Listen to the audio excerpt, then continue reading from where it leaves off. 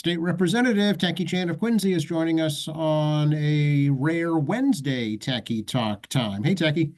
Hey, Joe. I'm glad you're able to make time for me midweek.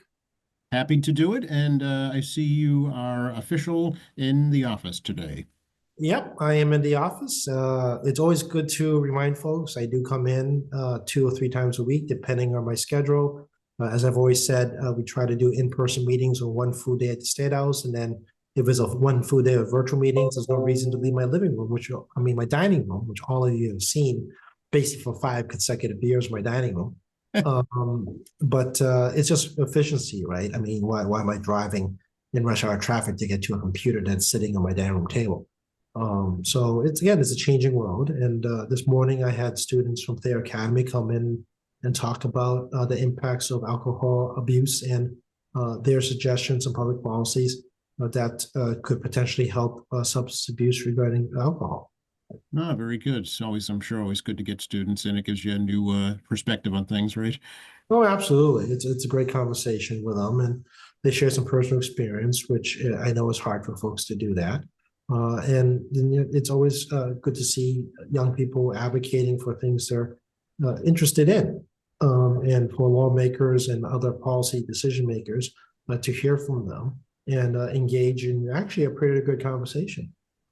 So it looks like we've gone from like 0 to 100 on Beacon Hill all of a sudden. It was quiet, and now we're ramping up.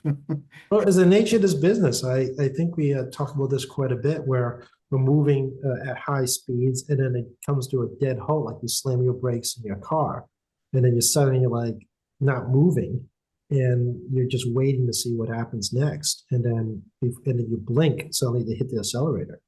So this week, today's the 15th, so the bill filing deadline is the 17th. It does not mean we cannot file bills after the 17th. They just consider late file bills subject to rules in House and Senate for acceptance. Bills that are filed on time of the 17th are automatically accepted by the Rules Committee and referred to a committee timely by the clerk, which would take approximately 6 or so weeks for the clerk to refer all bills to proper committees. Committees have not been formed. We do not have committees until we have rules. We've not had a rule debate in the House on the House rules, which governs the House functions, and the joint rule, which governs the functions between the House and the Senate jointly. So hopefully the Speaker's office will at some point schedule a debate, maybe in the next 2-ish odd weeks. And in the case of the joint rules, whatever we come up with, the Senate will be sent to the Senate, and the Senate will come up with its own joint rules. And then they'll have to do a compromise between the two sets of joint rules. Part of that includes establishment of committees. Right now, there is no committees. Right, you wipe the slate clean, you start fresh. Yeah, I mean, I'm not a chairman. I'm just another rep until the decision made on who chairs what committees, what committee assignments are on. But in the interim, people do ask questions about things that have been before my committee. And although I don't claim the chair title, I still act like and work like I am without the chair title, which is kind of funny. Well, you still have the knowledge, regardless of the title. Well, it's also a degree of expertise. Yeah. Been here a few years, and this particular subject matter, as you may know, I've worked on since the days of Michael Morrissey. So there are very few people in this committee, and actually a few other topic matters in this place, where I can safely say, I have about 25, 30, actually now 30 years, more safely to say, 30 years of experience working in this type of public policy. So in terms of expertise, it's going to be hard to find someone, and I'm not bragging, it's going to be someone at my level of years working on a topic. You are a senior statesman now, Tacky. I know, I don't know how that happened. Well, I mean, think about it. It really fits in with the tradition of the city of Quincy. I mean, the Adamses both were, superior statesmen initially. Well, that's true. But they were also really advocates too, long before they became senior statesmen. True. That's true. Yeah. Well, it was a different time, of course. It was a revolutionary time. It was, but I mean, the concept of I know we're talking about single white men, white men Protestant landowners, but even in discussion of representation, impact of taxes, the impact of how you should self-govern, the conversation on slavery, Abigail Adams's conversations about the rights of women, which John Adams took very seriously himself. the conversation about how to be in relationships with, in terms of engagement, relationships in terms of professional, political relationships with Native Americans, and also foreign affairs such as the British and the French. These are big times that were groundbreaking because one, you didn't have to deal with the stuff in Europe, right? These are issues you don't find in Europe. And secondly, it's a reflection of a continuously changing world, and the United States in particular is a constantly changing country. There's not a static country. It never has been since the days of the founding fathers. That's absolutely true. Yeah. So I know we've talked a lot in this program in the past about the quote unquote millionaires tax, and this week we got a glimpse as to how some of that might be used. Well, the governor unveiled in a press release $8 billion proposal for transportation, a combination of bond and cash. Some interesting components of that includes using about close to 70% of the millionaires tax specifically to help the MBTA, but also use that money to leverage more bonding for transportation projects. As you may or may not be aware, we don't get loans unless we can pay our loans. So we need collateral. Yeah, For example, exactly. people don't realize that the Big Dig had $300 million, $300 million in collateral that was held by the then Mass Turnpike Authority for the Big Dig. And Wall Street would only loan money for the Big Dig and offer a very good interest rate, if not for the fact it was a $300 million collateral put on the table by the state. Yeah, banks want their money back. Well, that's absolutely true. And states are not considered safe investments for Wall Street, believe it or not. Given the volatility of income, because we're tax driven, taxes are not a consistent source of revenue of any kind. We don't have a lot of alternative revenue sources, other than fees and perhaps some occasional lawsuit that we win through the AG's office on things done to the state. It is a very volatile system. And we did this already with the rainy day fund. We took a portion of the interest earned as collateral and matching money against federal programs such as the CHIPS Act and other infrastructure acts that the federal government passed. We're using some of the interest from not all of it, some of it, from the rainy day fund as leverage against those monies so we can get more federal money to the state, because nothing's truly free. You got to match it. So, same thing here regarding collateralization of some of the millionaires tax money to get favorable interest rates. And we're actually not in the highest interest rate environment, but we're in a higher interest rate environment, as well as use as a surety for Wall Street that we can pay our bills. And also the MBTA is not a new story. It's been going on for quite some time. I believe the numbers ballooned to $700 million is the deficit hole in the MBTA budget, sitting at about $3 billion. About 1/3 of the budget continues to be paying off debt. So your commuter rail lines, the Green Line extension, I know it's largely federally funded, but it still has a state component. All the capital improvement in the rails you've seen, the new train cars, that's all debt driven. It's not cash paid for, and that's part of that 30% debt load. Okay, yeah, they've talked about the so-called fiscal cliff for a while now, and here we are. Yeah, we are here. It's even before COVID, there is a practicality. There's only so many seats in a bus and so many seats on a train, or standing spots in the train. I mean, you're in there like sardines, as we always say in the train. At some point, you can't make more money if there's no more space. This is just logical economics. And I know the T over the years has cut back on services around the state on bus lines that are proven to be no one on the bus. So things like the Charlie card system and other systems to count people on buses. They're able to create more efficiency, but there is a point there is no more efficiency to be had in the train system as well. When you can't put more people on, you're not making more money.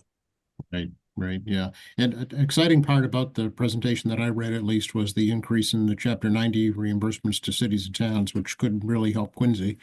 Well, what's novel about that is a 5-year program. Yeah. We've always done this as a session by session, every 2 years of reevaluation. And we do actually have a debt ceiling, which is tied to inflation. And we've always put Chapter 90 outside the debt ceiling. We've always made that one exception in debt ceiling. It's always been Chapter 90. And just a little refresher for some folks. Chapter 90 is bond money that we will bond to give to cities and towns for road and bridge projects. So some of those local projects are paid by a statewide debt. Mhm. And of course, the state will try to get the best deal on interest rates when they issue these bonds. So city and towns can get some money. The city has traditionally gotten anywhere between 900,000 plus to 2.9 million. Right. A bit depending on the year, depending on how much Chapter 90 money we decide to do that particular cycle. So Yeah. the past few years, we've done about $200 million worth, which is like 1.8, $1.9 million to the city of Quincy. Yeah, Well, it's not a lot. Yeah. it's not a lot, but it's a lot too. I mean, it's still almost $2 million. We'll see. We'll evaluate the governor's proposal over a 5-year period. We may. I don't know how it's going to be taken in the building because we like the fact that we do it every cycle. We can try to evaluate our needs on debt against, unfortunately, some of our local projects as we go into leaner fiscal times. Perhaps we need more flexibility, and if we make a commitment like that, then we locked in a segment I of our see. debt service. Yeah, I understand. That's true too. Of course, right now there is no transportation committee, right, or chair at least to get this going. Yeah, until committees are formed, and then the speaker and the minority leader, and Senate president, and the Senate minority leader can make recommendations to the individual caucuses on chairs and individual members. So we're all in a bit of a holding pattern, waiting it out to see what actually happens next. Again, I have no idea what's going on. Right. I repeat that over and over again because I truly don't.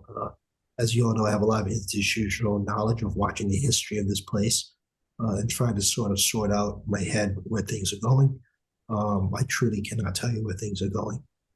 There's a lot of vacancies, including big committees like transportation, education, labor and workforce, economic development, as well as some other committees, such as Veterans Affairs and Agriculture, which are not considered large committees for the purposes of bills. So we'll see how it plays out. And again, there's no guarantee the committees I name are going to be in the format they are. I mean, I think transportation, education, but over the many years here, the House and Senate has destroyed committees, merged committees, divided committees up. I mean, anything can still happen. Negotiations between the House and Senate, and also vice chairs obviously are trying to look to move up the chairs. Chairs now are trying to move to more influential and chairs that have more bills before them, because they feel they can handle the larger workload. Certain members think they're ready to do more work. And then we have 2 leader positions open, second leader and floor leader. And floor leader is what we used to call whips. So, you got those people, and that the speaker needs to decide who's going to be part of the leadership team on those Monday morning meetings. Right. Okay. One thing we know will be happening, though, that happens traditionally, is the State of the Commonwealth address from the governor. Yep, it's tomorrow night. It's Thursday night.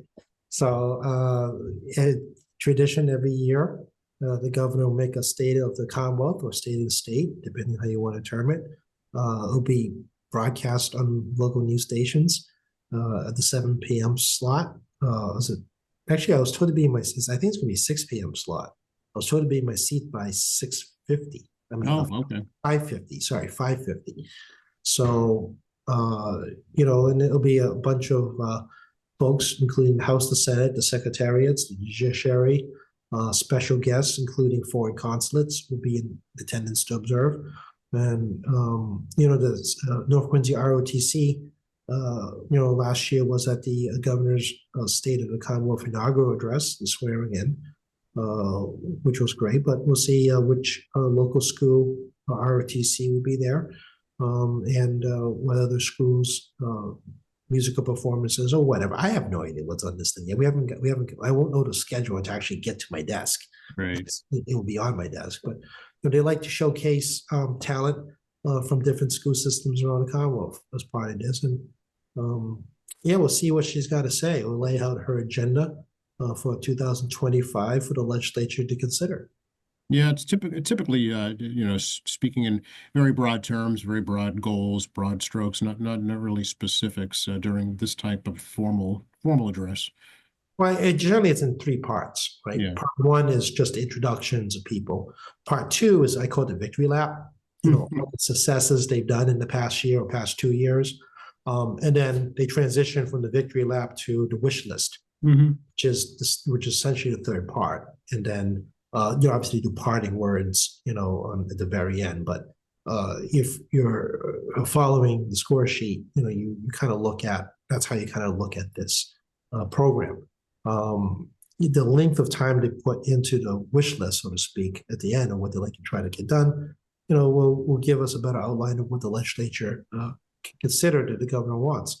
Obviously, the legislature can do things independently of the governor. We've done that before, but it's really more a suggestion and advice. Same thing with the budget. House 2 will be coming out next Wednesday, which I think is the 22nd, 7 days from today. And again, that is a recommendation.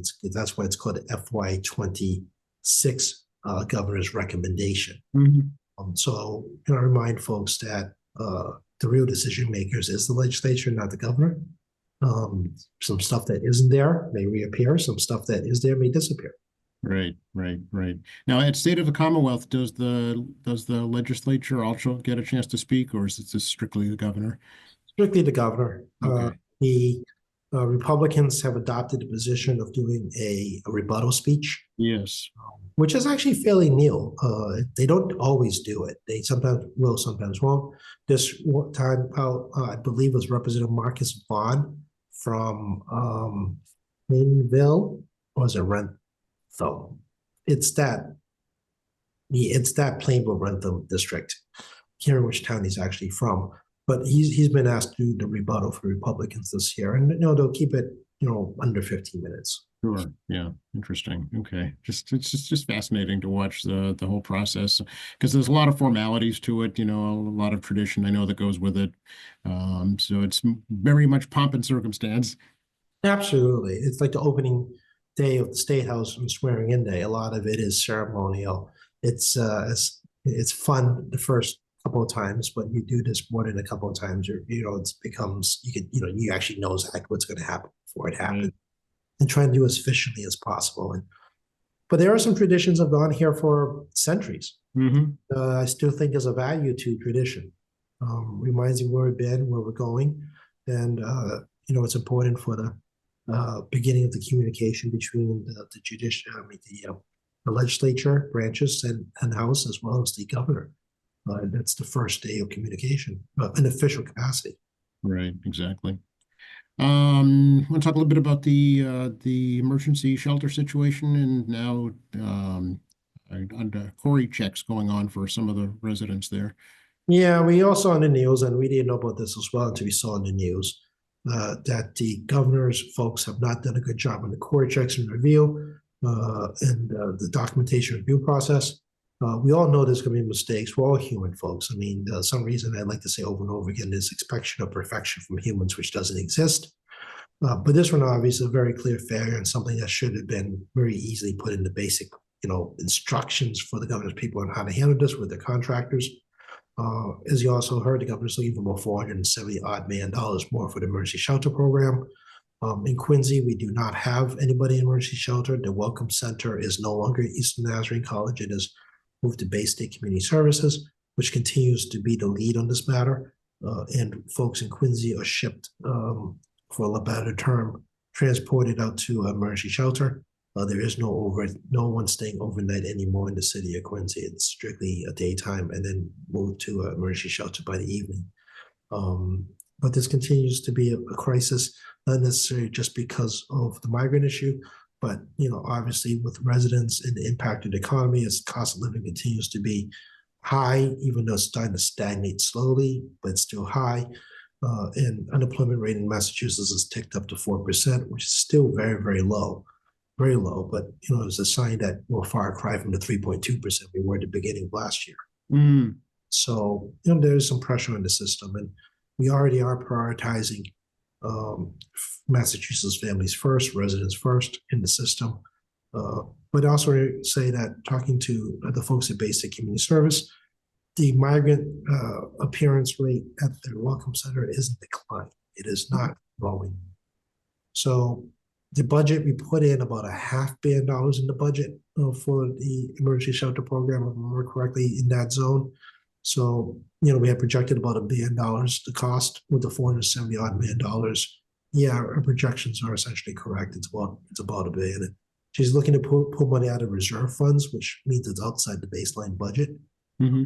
I'll be honest with you, I'm not sure which reserve funds we're using because last time out we were using up the remaining of the ARPA money. Yeah. The federal COVID stimulus assistance money was how we were filling the rest of the hole up for the emergency shelters. I think Representative Joe Moschino from Hingham, because she's the one that dug that up. I can't claim credit for that one. Oh, very good. But I'm not sure how this is going to work just yet. Until I see the supplemental budget itself, I couldn't tell you. Okay, but that will need legislative approval also. Yeah, the governor can't move money between accounts without our approval. Okay. So I always remind folks when we talk about supplemental budgets or other kind of funding mechanisms, it isn't always looking for new revenue, but you actually can't move money between existing trust accounts. You also can't move money between agencies without the legislature's approval. Gotcha. Okay, good to know. So folks can rest assured there will be some examination and debate. Yes, there definitely be some more closer look on these things. Yeah. Did Bay State explain why they're seeing a downturn in migrants, Tacky? It's unclear. I'm going to be doing a site visit at Bay State in about 2 weeks to see what's going on. I've visited Bay State in the past, so it's not like I've not been to the building. It's a combination of issues. I think there's a more tightening on the borders. As the Biden administration has not continued to issue more visas. Mm-hmm. They've had, I think they're reaching kind of that limit. Obviously, there's a political element to this. Obviously the Trump administration coming in and talking about massive deportations, and we're not limited that to just undocumented folks. They're going after people with visas. So this is the untold story on that front because particularly if you're on temporary visas, you're still subject to the will of the federal government because they can be revoked. Same thing with green card holders, permanent residents, you could be revoked too. So we're not entirely clear because every time you listen to a news report, it's always a moving target about how they're going to, not just how, but who.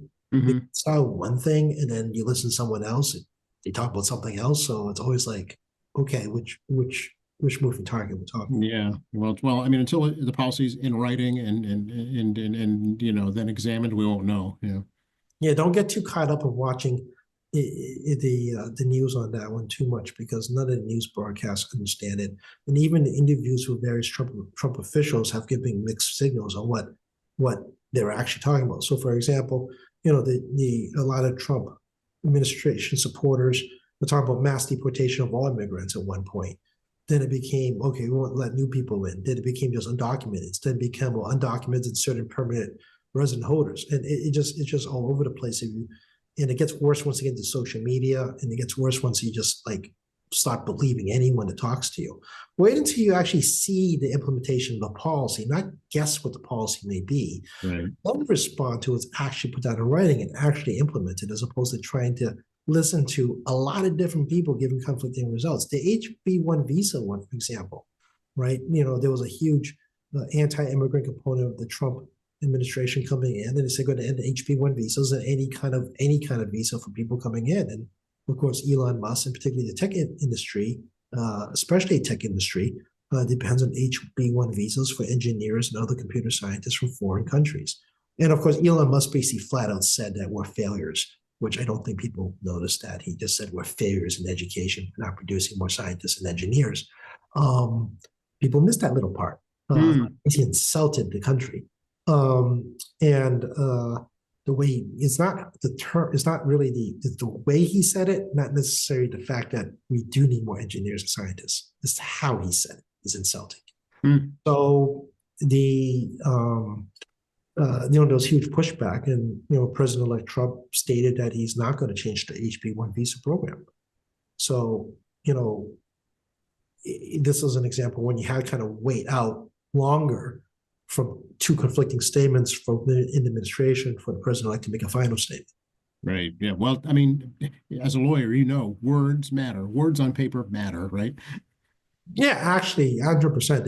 Then you have actions, and whatever they put on paper, they should follow it. And if they don't follow the paper, the executive orders, in particular in this instance, obviously there'll be lawsuits, not only challenging executive order, but also lawsuits challenging the fact they even not complying with their own executive orders. Exactly. Right. Yeah. Yeah. So, right. Exactly. It's the old adage, say one thing, do another.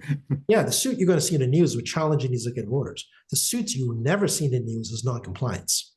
Right. You're never going to with be their own policy. Yeah. Yeah. No news station is going to ever hear about a lawsuit against any president whose executive order is not in compliance. Right. Believe me, Israeli people aren't going to sue them for that, because if you say you're going to deport a certain type A in the executive order and you deport person B, which does not look anything to person A, you don't think there's not going to be a lawsuit going on? Of course there'll be multiple. Yeah. Yeah. Yeah. You're just not going to see it in the news. Right. Yeah. Yeah. Oh, there's so much that goes on that I'm sure that we don't hear. Oh, absolutely. Right. But it's common sense. You think your way through it. Speaking of cost of living, consumer price index came out recently. Yeah, 2.9% came out this morning on CPI, and then core PCE, which is subtracting fuel and housing, was at 3.2%. It's down than expectations, but it's still very, very sticky. We're trapped, around the 3 zone on both numbers, and also not matching, which is an indication that housing and energy is not driving the cost of baseline baseline cost of living for anybody, right? The PCE, what's interesting is that the biggest jump on cost of living is travel. Oh, I didn't see that, really. Yeah, airline industry is interesting numbers at 7%. It's one of the bigger spikes. It means that people are still traveling despite high costs, high debt in the credit cards. And also shows a restructuring of their priorities and spending. They're less interested in spending more on retail goods and more interested in spending money on vacation, essentially. Yeah, experiential spending, right? That way, you have quality of life that you're more concerned about than, I don't know, the latest tech gadget. And this is something that we definitely saw from post-COVID. Travel was very high. Retail was suffering, and restaurants were suffering. I mean, restaurants were good because experimental. So restaurants good, travel was good, retail suffered. Yeah. And retail continues to be having various challenges. The tech, for example, people aren't exactly buying the iPhone at the same pace they had on the new ones. You're not seeing people, you're right, buying brand new televisions at the pace they had in the past. Right. Recycling of new technology is a big part of economy. I mean, I'm talking a laptop computer here. That's my Microsoft service from the state. The state is notoriously slow on rotating technology. This is a device that I've had 4 years now. It's probably got a shelf life of maybe 2 more years before the components naturally burn out. And this is a high usage device I'm using here. The natural rotation of the devices is not moving as swift as people thought it would. Yeah, so it's not just consumers, there's also businesses. So, I mean, yeah, there's and energy prices, I won't say are stable, but anything can still happen. But the price of gas is still under $3. In Quincy, it's well over $3, obviously, in high intersection areas like in Boston, because I take my mom to doctors at Tufts Medical. I go by the Pine Street Inn. That one can approach $4 or more, depending on where we are, what month we're standing in. But, it's a far cry for close to $6 at one point. Where Quincy was $2 cheaper. Yes. So, obviously the gas prices change based on location. But yeah, I mean, gas has been fairly stable within a dime over the past 6 months. So, we'll see how it goes. I mean, energy prices are going to spike a bit. We've had the coldest winter in several years. I was talking to a friend about this. We've all picked up this respiratory code. I did test no COVID, no flu. I do have a cold that's been badgering me for quite some time in different weeks. It's the crud. I call it the crud. Yeah, it is the crud. But also the temperature shift isn't great, and has been very great in temperature shift. And we're burning a lot of natural gas. And home heating fuel oil is massively declining in Massachusetts. It's I think it's under 20% of the homes of oil based anymore. So, we're consuming more energy, whether it be electricity, if you're using a heat pump, or natural gas if you're heated by that. Energy prices are going to take a little bit of a spike because of heavy use of both electricity and natural gas during the winter months. Yeah, it's very much a supply and demand issue. It's a commodity, right?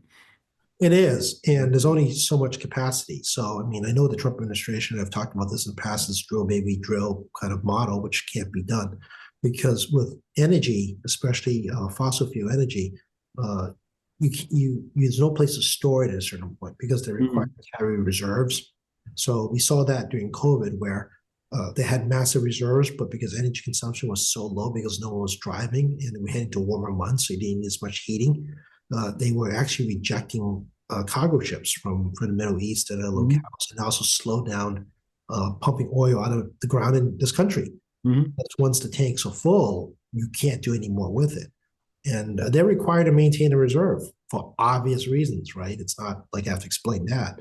So, the Trump administration, is looking to try to bring down inflation by flooding the market with more energy, because he actually likes solar and hates wind, but whether it be solar power or fossil fuels, there is a point where there's just no more capacity because once those reserve tanks are full, pumping more oil does not work. Right, yeah. It's it's interesting. There's so many large swaths in this country that are still undeveloped. So, there is a peak for the energy need. There is. I mean, you need economic development. I tell folks you basically need some very basic things. You need an energy source, electric and generally natural gas, and then you need water and sewer. Right. If you don't have those components, you can't do economic development. You can't do new build. It's very simple. Even in Massachusetts, even though we're used to the fact that we live in an MWA district, we have really accessible water, really accessible sewer. That's not the case everywhere in the state. Every community is different, whether they have well water or whether they have septic systems. It actually impacts the ability to do economic development because if you start tapping a large developer into the well system or a local reservoir, it actually affects the capacity for the remaining residents. Yes, absolutely. Yeah. It's, so much goes into it that folks don't think of. And it's still, I mean, really, in many ways, it's an emerging economy. It is. Energy, you guys may be aware, I do pay attention to a lot of energy issues, and it is an emerging economy. It's not necessarily just fossil fuels, obviously, and not just renewables, but small scale nuclear reactors are probably 10 years away. There's great efficiency on uranium. It is being recycled in Europe and in Asia. We're the only country that does not utilize uranium efficiently, nor go into that level of technology where you can expand the lifespan by hundreds of years. You don't have to take it down to dump it inside a giant mountain when you can recycle it for hundreds of years. It is a very expensive upfront cost to build nuclear, no different from any other energy source, but you need a buyer. So you don't build like a solar plant with no buyer. You have the buyer before you build the solar plant. Same principle for energy. That's it. Yeah, exactly. It's like building, you're not going to build 100 houses unless you have 100 people that are going to buy them. And that's segueing into the housing crisis, right? After the 2008 financial crisis where they overbuilt, the next decade they underbuilt because they didn't want to have vacant homes and put themselves into a potential situation of the 2008 crisis. As a result, they've been underbuilding over the years, even with fairly low interest rates. And now we can't catch up as we move to a new generation of young folks who are looking for homes. So it's kind of a supply demand issue. Energy and housing have that kind of similar situation where a vacant home means lost money and the developer's taking out loans to build said home but not recovering. Energy needs a buyer before you build. So like I said, it doesn't matter if you're building a 500 megawatt whatever size solar power facility, you need a buyer of that power. Otherwise, you're generating electricity in nowhere. Same thing with natural gas. If you don't have a buyer of that natural gas, there's zero interest on finding more, putting in more natural gas in the system if you're not putting a expansion pipeline to a buyer of said natural gas. There is no point to it. Yep, exactly. I was reading a little bit about how the California wildfires are going to impact insurance across the country. Yeah, this impacts insurance in a few different levels. One obviously is private insurance. And California is moving on laws and regulations regarding more mandatory type coverage of the current crisis that's going on there. I can't imagine losing not just your home, but your entire community in one blink of an eye. The fire moves back fast. And the winds are approaching, tropical storm level winds. We're talking like well into 70 to 100 miles an hour, blowing fire and ash, to find new dry timber. And it's wintertime over there too, and it's not the rainy season. Right. California does have a rain problem. So, it's just moving wicked fast. And we know fires aren't new in California. It's just the spread into residential areas where literally you're watching satellite pictures of what was there and how it's a charred mess. It reminds me very much of the Hawaiian fires. Yes. Where literally an island community just lost everybody in their homes and dozens of people that were lost in the blaze. I'm going to tell you, there's probably going to be more people that are going to find Yeah. who aren't able to get out. Either they just didn't move quickly enough, or they have some physical limitations or something's going on there. It's going to get more tragic, I suspect. But you got two issues going on. You got that private insurance, which California is going to need to mandate coverage. And you got also the underinsured, which is problematic because some people didn't carry insurance because they're not required under FEMA because they're not living in a flood zone or considered dangerous area and they have no mortgage. Right. So those of us in Quincy that have mortgages, are mandated by FEMA to carry flood insurance, which adds a substantial cost to your home. Let's call them. In California, there are a lot of retirees that live in those areas that have already paid off their insurance. So they got no insurance and Right. they've lost everything in a blink. And the human lives can't be replaced. I get that. But I mean, you also, can you replace a whole community from school to city hall to your playgrounds to your home? I mean, Yeah. Your place of business. I mean, just everything. Yeah, the economic devastation on a personal, individual level, because you have all your possessions. I mean, a lot of people keep things like their titles in their homes. It's not like everyone puts them in security deposit boxes. Even at the bank, also burned down. So hopefully, security deposit boxes able to withstand the fires. So you got to go dig out those security deposit boxes if the bank burned down. Yeah. Well, a lot of us keeps birth certificates, death certificates, wills, titles, all at home or in security deposit boxes. But most of us keep those at home. Yeah. Guilty as charged. I do. Sure. Yeah. Yeah. So you imagine, on top of that, you got the tragedy and you got these logistical issues on top of that. And older folks like to do things by checking, not by online banking. And the bills don't stop just because you're homeless. That's right. Yeah, that's that.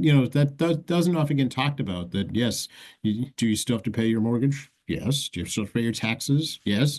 You just Yeah, they're probably going to get an IRS delay. I'm sure California lawmakers will do a delay on tax filing. I truly believe that. But yeah, it's already stressed. I mean, I just can't imagine. You're stressed out already. You're homeless.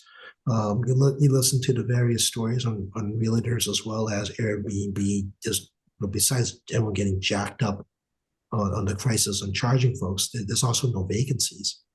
And then you got the day-to-day life comes to you too, and that just adds to the stress of it all. Yep. Now here in Massachusetts, the insurance industry is regulated, right? That's not the case everywhere. Not the same way to regulation. Everyone regulates their industries differently. I think it's the better way to do it. I mean, Massachusetts regulators actually regulate the price of insurance based on recommendations by the insurance industry, looking over the market rate and the impacts it has on consumers, as well as consumers being able to get paid out by insurance. So it's quite a complicated and involved formula. Not all insurance companies want to do business in Massachusetts. And Massachusetts, also regulates secondary insurances. So Geico is my favorite example, right? They're secondary insurance. They're not a primary insurer for most people. They're like primary insurer for like cars, but they don't honestly recommend it. They recommend you using any other insurance company for your car. We've had people and friends who use Geico in car accidents, and it wasn't the best experience. Yeah, interesting. The amount of recovery wasn't great, put it that way. So, the reality is that some states have different regulations, and other states that's having a massive insurance crunch is Florida. Their insurance rates have been skyrocketing, largely because of the tropical storms and climate change, basically flooding everything Mm. and people's homes. If you live in a coastal community in Massachusetts, where you see the ocean taking back the land, that's happening in Florida too, and they're going to find themselves uninsurable at some point, and unless the state government intervenes, because states regulate insurance companies for the most part, unless the state government intervenes and say you got to start providing insurance to these folks, because a lot of folks down there are also retirees with no mortgage, so there's no fee insurance. But people carry flood insurance voluntarily. There's going to be a huge crisis of folks there who are going to be in huge financial debt or bankrupt from these massive storms and floodings in Florida. So, California wildfires hopefully is containable, controllable at some point in the future. Lessons learned, or at least try to reduce the size of damage. Places like Florida won't be the situation. It's going to continually get worse. Right. It's yeah. You can't move the state. It is where it is. Yeah, and you're not going to relocate many people, right? I mean, same thing in places that are below sea level. We always talk about New Orleans and Katrina. It's a below sea level city. It's one of the few cities in the world that is in Denmark, where your city is basically already looking at the ocean above you.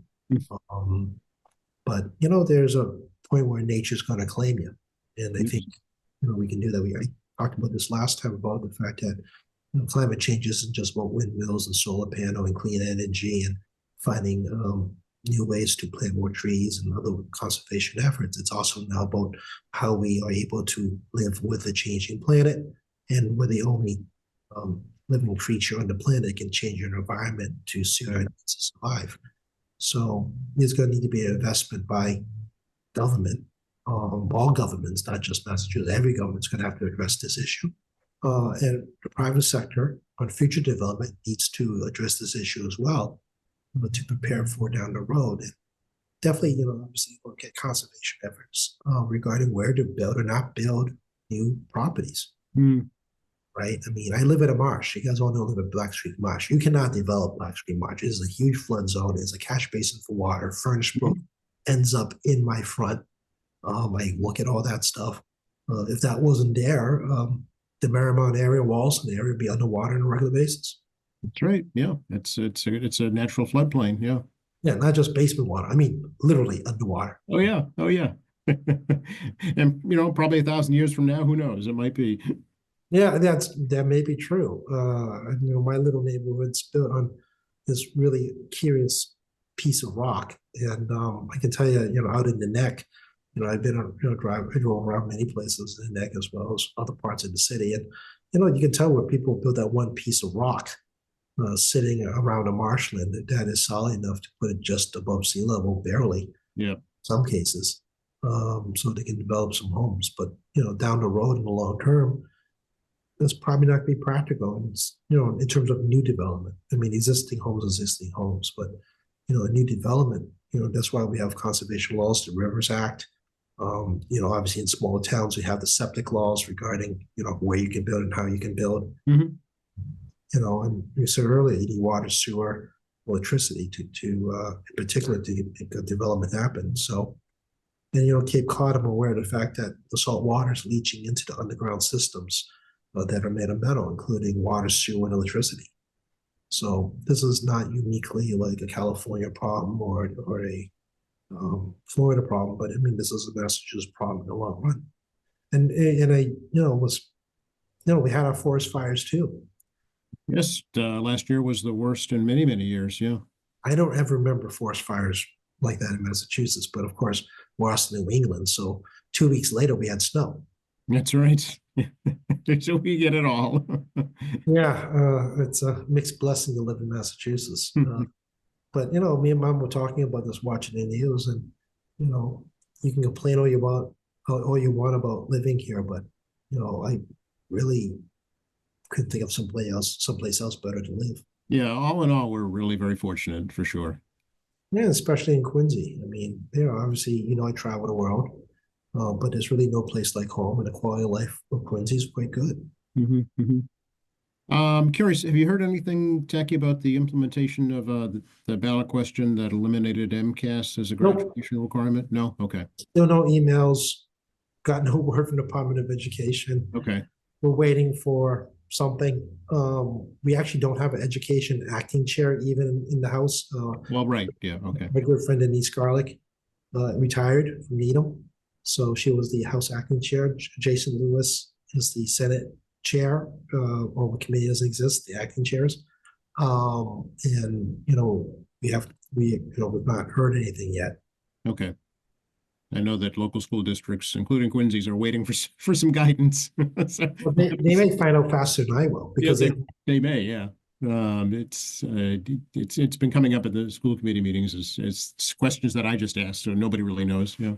yeah, one of the things about communication at my level is that the parties are impacted first find out before I do because they have to respond faster. It's not like I'm going to issue diplomas. Right. No, I understand. Yeah. So it wouldn't be surprising if school committee and local committees find out how they're going to handle the graduation requirement faster than I will because the nature of the fact that they have to do implementation. I think Right. people have this misconception that, as legislators, we have like this, omniscient ability to find out what's going on. Where as a practical issue, the implementers of public policy need to know before I do. Right. Yeah, no, I get it. I get it. And now is it taking effect in 2025 for this class? Yeah. Yes. Okay. So they need to know soon. They know very soon. Yeah. Okay.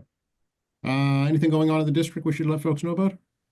Well, we talked about this a little bit last week. MLK Day is coming up on Monday. There's also the Democratic City Committees doing a day of service. You can find a website about doing some things on helping on the food pantries this year. PC High, my alumni, is doing a MLK recognition day as well. Actually, the the Kennel Club, American Kennel Club's local branch is actually having an award ceremony this Saturday. Found out. So I might be doing a quick hello at the cocktail hour.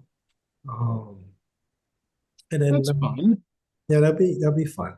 Do you have a dog? I'm not a pet person. Oh, okay. This well known, I'm not a pet person. So that's some events, on Saturday and Monday, and we'll drop in on. And then we have set up a tour of the Welcome Center next month. We're doing that. Chili Fest, I talked about Housing Congregational Church, 1 to 4 p.m. If you like chili, but definitely stop in and vote on that. And then the Blue Road dinner in House Nick for the Cub Scouts and Weebles are coming up also in February. So I mean, things are picking up a little bit at a time. Absolutely. Yeah. It'll be Lunar New Year before you know it. Winterfest, the Quincy 400 Museum is open right now, the Old City Hall. It's really neat too. Yeah, it was in the Quincy Sun this week. Oh, was it? Yeah, I had a chance to see it last week. It's well worth the visit. Yeah, I'll make some time when my next district travel around where I have, stay inside Quincy and I can sneak out of whatever video meeting I'm in and, just pop on and, wearing clothes, so to speak, outside of this monkey suit. Oh, undercover tacky. And go check it out. Yeah.